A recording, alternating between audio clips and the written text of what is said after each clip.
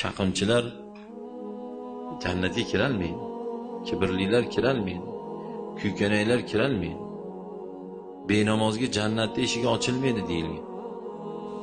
Aka, jannatda eshigi ochilmadi degani ko'chada aylanib yurasiz degani emas bu. Qiyomatda ikkita joy bo'ladi xolos.